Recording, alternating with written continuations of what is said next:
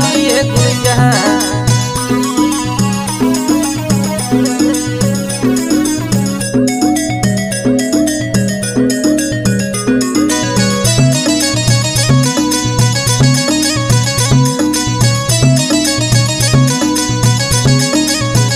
तोहर जीवर ही ऐसन गोर